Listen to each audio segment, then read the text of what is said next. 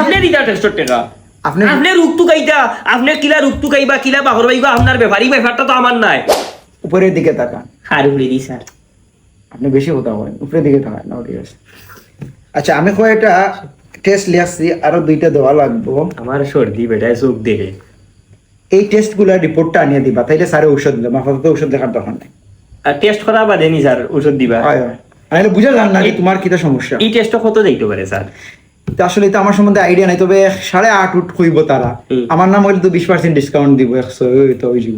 Sir 6,000 টাকা দিলে ওটা আমি কেন 6,000 টাকা দিতাম? খেয়ে দিত তুমি টাকা দিবা, তুমি টাকা দিয়া তুমি তোমার টেস্ট করাইবা। পরীক্ষা কর্তা রোগ আপনি আর টাকা দিতাম নি আমি চাইছি আপনার কাছে, আপনি আমার রোগর যে শরীর দেখিয়া বুঝলে বুঝতে ঔষধ দিলে ইত্যা। এখন পরীক্ষা যখন আমি করবো তা আমি আপনার টাকা আপনি ইত্যা জানি, আপনি তের ডাক্তার কিতা লাগে, আপনি পরীক্ষা করিয়া দেখা লাগবো, আপনার টাকা দিয়ে আপনি পরীক্ষা করেন।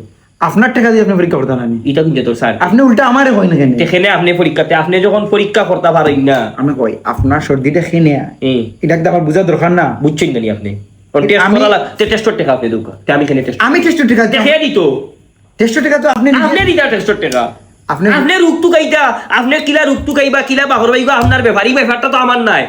আমি বেমার লই আইছি বেমারি বেটা ই ব্যাপারটা বাহরতা আপনি এখন টেস্টর টাকা কোন যুক্তিতে আমি আইন দেখাও আপনি আপনি উত্তেজিত হইবা না, আপনি উত্তেজিত হইবা না। যে লেখা দিছই না লেখা সেই বুঝতো কতখান লেখার কোনো সুরত নেই, আমার তো বাইচার লেখার শুনতে তারা বুঝবো তো, খেরা বুঝতো। আমি একটু স্পিডে দিছি, এটা সব এখানো টেস্ট এখানো আপনি এখানো টাকা দোকানে নেমে দিলাম না ওই দোকান সবে সিল্লার টেস্টের টাকা টেস্টের টাকা দিতে হবে।